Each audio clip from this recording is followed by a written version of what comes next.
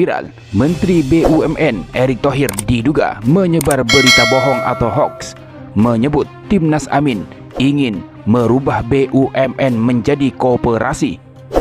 Capres Anies Baswedan pun membalas pernyataan Erick Thohir.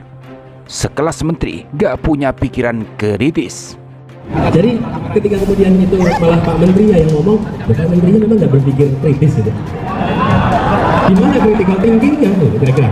Lupakan yang lain, pilih Amin.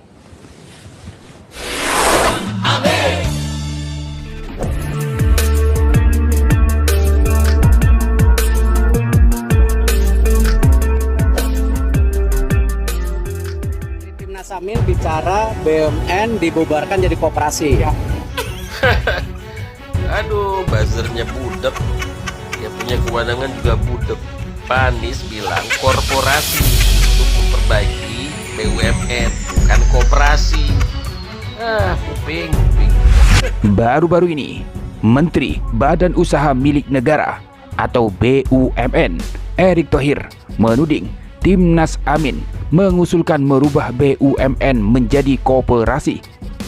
Hal itu menuai reaksi dari kubu Timnas Amin dan menyebut Erick Thohir menyebar kabar bohong atau hoax. Anies dan Caimin kompak menyebut apa yang dilakukan Menteri BUMN itu tidak benar dan kabar bohong. Bahkan Anies Baswedan mempertanyakan akal sehat dan pikiran kritis Erick Thohir, sehingga langsung menyebut usulan itu dari kubu Timnas Amin. Baik, Pak Anies, saya menuju ke berita terupdate berikutnya. Saya lihat juga di sosmed nih Pak Anies nih lagi dibilang Pak Anies lewat timnasnya pengen menghapus BUMN dan mengganti dengan koperasi kalau mau. Ya ini sepertinya ada yang perlu diluruskan nih Pak Anies nih. Bahkan sudah diberikan statement sambutan dari yang bersangkutan gitu, bertanya kalau BUMN dihapus gimana nanti pegawainya, gimana jutaan pegawainya.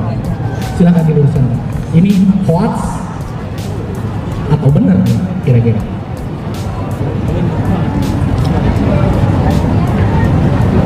Jadi gini, ada jenis informasi yang kalau kita mendengar sudah langsung tahu ini masuk akal atau tidak.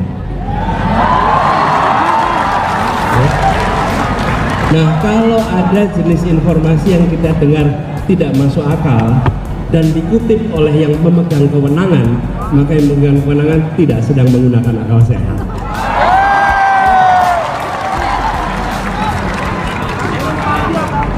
Kan kira-kira mana mungkin BUMN di mana mungkin. Jadi ketika kemudian itu malah Pak Menterinya yang ngomong, Pak Menterinya memang nggak berpikir kritis gitu. Gimana critical thinking-nya gitu kira-kira. Ini sebelum ngomong soal substansinya ya. Jadi ketika mendengar informasi itu kita bisa nakar, oh ini masuk akal atau tidak. Ini jelas tidak masuk akal. Nah, apa yang terjadi? Malah justru harus tata ulang. Kelihatannya BUMN kita ini sudah banyak yang mengalami problem yang terlalu besar. Kita nggak usah bahas di sini problemnya. Nanti kita mengalami penambahan pikiran.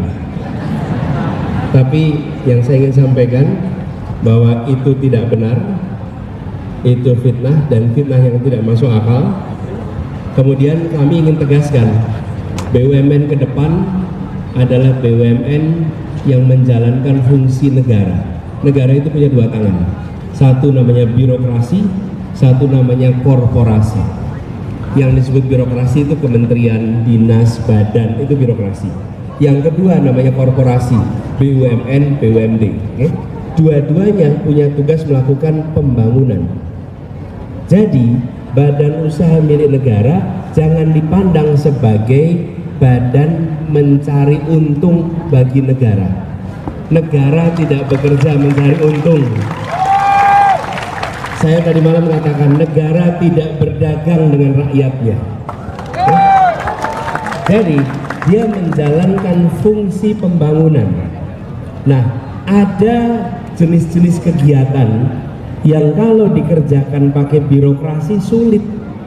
Lebih mudah bila dikerjakan lewat korporasi. Saya beri contoh, kami di Jakarta mengelola kendaraan umum. Bisa dikelola pakai dinas perhubungan, bisa. Tapi kalau pakai dinas perhubungan ada ketentuan regulasi yang rumit. Kalau belanja pencatatan aset rumit sekali, aset negara. Mau melepas aset rumit sekali. Mau merekrut orang rumit. Mau mengganti orang rumit. Kenapa? Karena itu adalah pegangan birokrasi. Tapi ketika ini jadi korporasi, PT, badan usaha milik negara, milik daerah, apa yang terjadi? Belanja mudah, membuat kontrak mudah, melakukan rekrutmen dan pemberhentian mudah, ada kelenturan korporasi. Nah, ini yang diharapkan ke depan. Jadi kita negara mengandalkan pendapatan dari mana? Satu dari pajak, yang kedua dari pendapatan non pajak dari misalnya sumber daya alam dan lain-lain.